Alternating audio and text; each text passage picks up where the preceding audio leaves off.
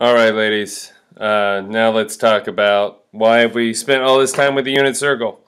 Um, so you may have known this before, but now we're going to state it formally. We've been talking about these functions, h of theta and v of theta, and we're no longer going to use those functions. We're going to use what they're really called. H is, of course, the cosine. So you can find the cosine of any angle theta by thinking about where that angle theta lands on the unit circle, where the terminal side of that angle lands on the unit circle. For any angle, you can always think of a coterminal angle between 0 and 2 pi, or you can think of it between 0 and 360 degrees. Notice we include the 0 but not the 2 pi. And degrees, 0 degrees and 360 degrees. Again, not including 360 because we're including 0, which is the same thing. But you can find the cosine of any angle theta by finding its corresponding coterminal angle in these ranges and finding the xy coordinates on the unit circle. For v of theta, that's the sine. Some easy ways to remember that. We've got x and y. Alphabetically, which one comes first? X. We've got cosine and sine. Alphabetically, which one comes first? Cosine.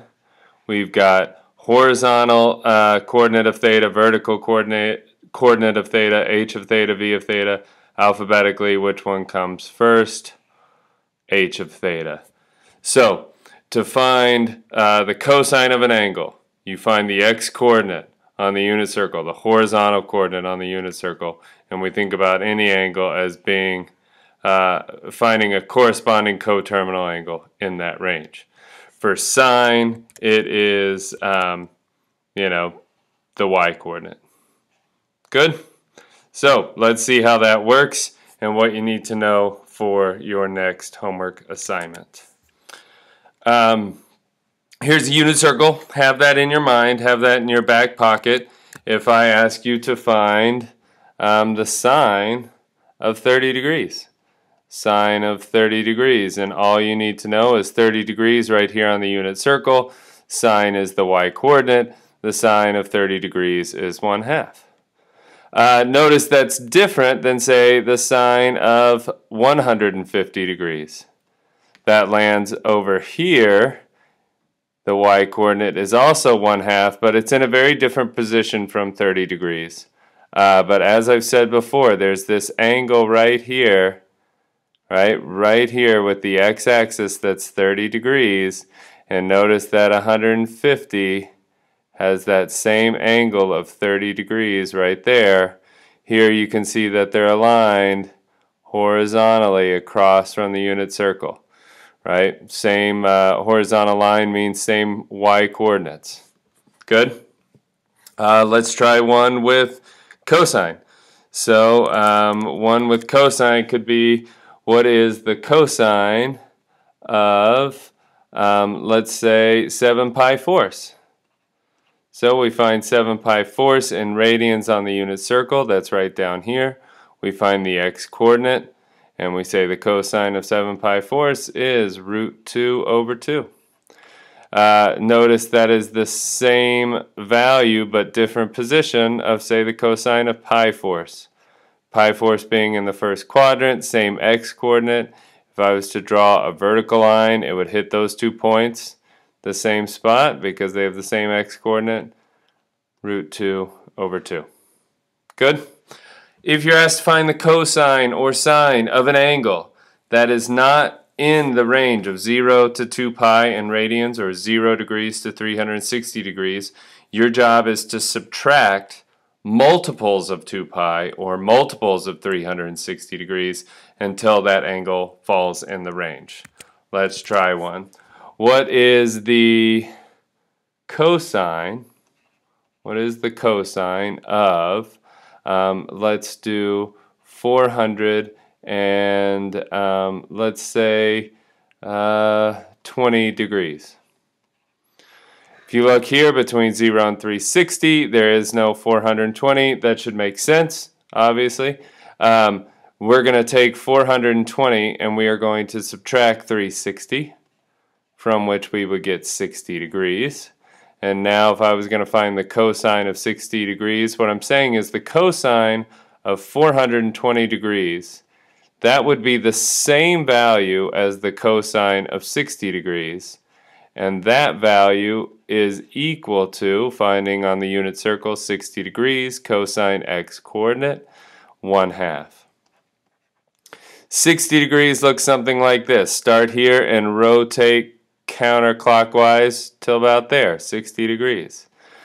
420 degrees looks like this. Go all the way around the circle once and then go 60 degrees further. See, they land in the same position. Coterminal angles. All right. Another task that I might have you do is not find a coterminal angle, but find an equivalent sine or cosine between 0 and 360. So if I said something like, what is the sine of 80 degrees equal to? It's equal to the sine of some angle between 0 and 360. So we're looking for an angle theta that's between 360 degrees and 0. But theta does not equal 80 degrees. So to do this problem, I start with sine of 80 degrees, and I don't know that. I can't find that without a calculator, but I can approximate it. I know 80 degrees is somewhere in here, and I know that the sine would be the y-coordinate, and I know that this angle right here is 80 degrees. So what I do now is I take that angle 80 degrees and I think about reflecting it over here such that I have an angle right here of 80 degrees, and I know that the y-coordinate right here should be the same value as the y-coordinate right there for 80 degrees. That's what we're hoping that's what I hope you're connecting with the symmetry in the unit circle. So I know this y-coordinate, whatever it is, it's smaller than 1 and bigger than 0, and it's a positive number, and it has the exact same value as the sine of whatever this angle is. Notice I put the 80 degrees with the x-axis. As I said the other day in class, always the x-axis.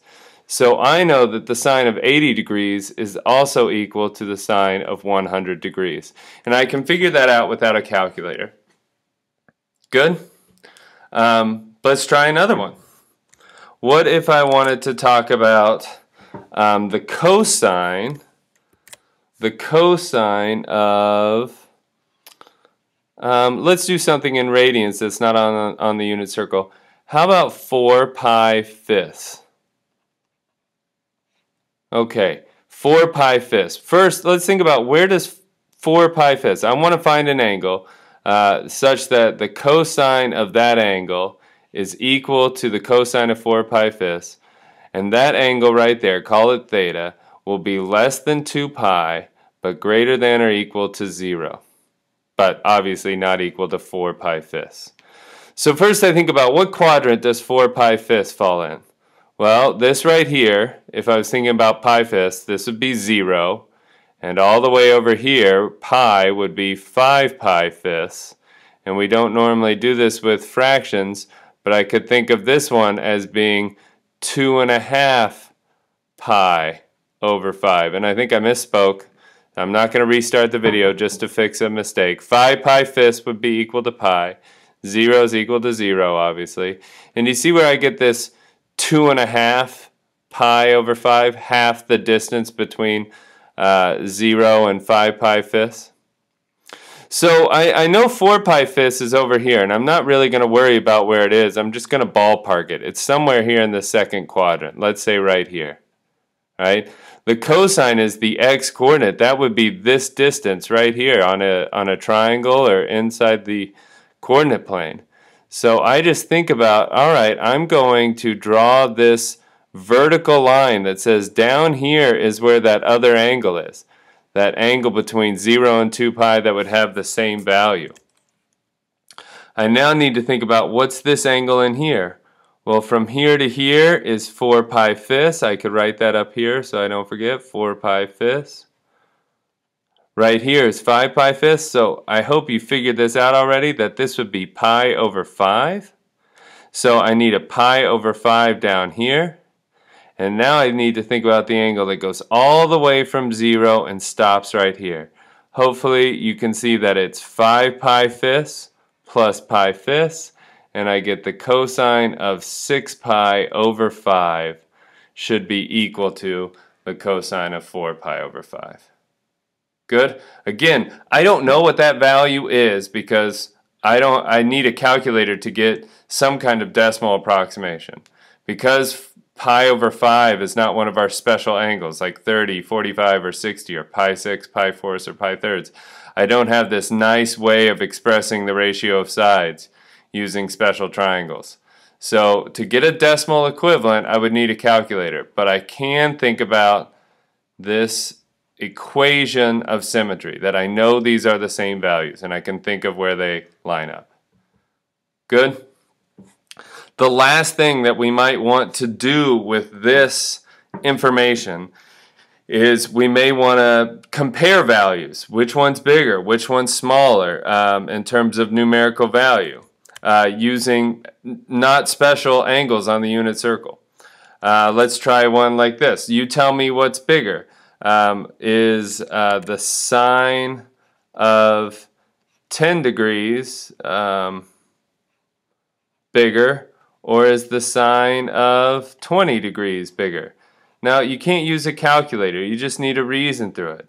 I'm going to exaggerate. Imagine a unit circle where 10 degrees is right here and 20 degrees is up here.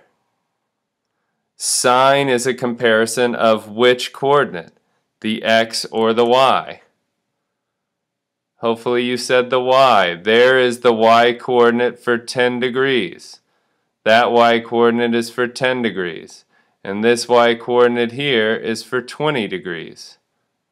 Which one is bigger? Be careful if we were working in the third or fourth quadrants where they would be negative numbers.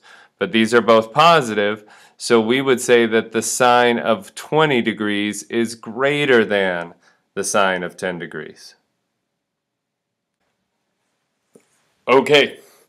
For the most difficult kind of comparison, I'm going to mix it up a bit. We'll stay with degrees because I think degrees is kind of the easiest, but the unit circle is going to get in my way. So what if we needed to compare, or what if I asked you to compare the cosine of 200 degrees and the sine of 260 degrees? Your first reaction might be, well, the cosine and sine, I can't really compare them. Well, you can, and let's take a look at why we can be able to compare them by just some special angles in the first quadrant. So if I'm thinking about just the first quadrant of the unit circle, the angle 30 degrees and the angle 60 degrees are related. And we've talked about that relationship before, but let's look at it again. If I draw this triangle right here with this 30, 60, 90 triangle for the xy coordinates, and then I draw this triangle right here with the 30, 60, 90 angles to find the coordinates, what I want you to see is that I have two congruent triangles, and I can easily show that I won't have the right colors for this, but that this y coordinate right here is congruent to this x coordinate right here. And there's a special relationship between 60 and 30, and it is that they add up to 90. That matters. That's why this exists. So let me just try some other angles in the first quadrant. If I had 80 degrees and 10 degrees, so again, 10 degrees would be down here, 80 degrees would be up here. I should be able to show you quite convincingly that this triangle right here, where this is 80 degrees, and this triangle right here, where this is 10 degrees, that would make this 80 degrees, that the hypotenuses are congruent and two angles are congruent, and for right triangles it works out that those would have to be congruent triangles. We got angle, angle, side, congruent to angle, angle, side. That's a geometry thing. So I can say that the x-coordinate of 80 degrees is the same as the y-coordinate of 10 degrees, and that the y-coordinate of 80 degrees is the same as the x-coordinate of, and it doesn't really work using the same letters, but those are the same value, these are the same value. So back to the original question, the one I had to erase. I was asking you, is the sine, the cosine of 200 degrees and the sine of 260 degrees, which one is larger? So I draw a picture. First, we need to understand that both are in the third quadrant, so the pictures look something like this. 200 degrees right here, different color. 260 degrees is right here. I can write that down, 260 degrees, and over here this was 200 degrees. I'm thinking about comparing the cosine to the sine. So I need to compare this y-coordinate with this x-coordinate. So the easiest way for me to do that is think about the angle that goes from here to 260. This is 180 degrees, so this angle right here is 80 degrees. That means I can think about a corresponding angle that's only 10 degrees right here, where there's some symmetry. And so I know this angle right here is 190 degrees, and I can say that the sine of 260 degrees, that is equal to the cosine of 190 degrees. And now I can compare cosine and cosine. Which cosine is bigger? And you might want to initially say, oh, 190 degrees. That goes out further than 200 degrees. But we're in the negative direction. So the cosine of 200 degrees is greater than, I should have a degree symbol, is greater than the sine of 260 degrees. Good? The last thing that I kind of mentioned in this lesson that's important to know is what is positive where and what quadrants are what. So hopefully you remember in the xy plane we call this the first quadrant, this is the second quadrant, this is the third quadrant, and this is the fourth. I think we've gone over it before. But here you have a positive x and a positive y. Here you have a negative x and a positive y. Here you have a negative x and a negative y coordinate. Here you have a positive x and a negative y coordinate. If the sine and cosine are the y and x coordinates respectively, then it's pretty easy to see that of the sine and cosine that you have a positive sine and cosine here. So cosine is positive, sine is positive. Over here you have a negative cosine, a negative x-coordinate, and a positive sine. Here you have a negative cosine and a negative sine, and it gets confusing because I'm talking about sine, S-I-N-E, for the trig function, or sine, S-I-G-N, so you'll hear me spell those a lot. And then here the cosine is positive and the sine is negative. And there's an acronym to help remember that, and that's an A, an S, a T, and a C. We'll talk about tangent. You might know about it already, but this is all seniors take calculus, is what some people will say for how to remember it. All the signs are positive. The sine is positive. The tangent, which we'll talk about later, and the cosine is positive. I know my lecture's getting a little long, but it's all useful, important information. Watch it again to get my hits up on YouTube and take some notes, and then be ready to work on Tuesday on lots and lots of trig problems. I will see you soon. Okay, bye.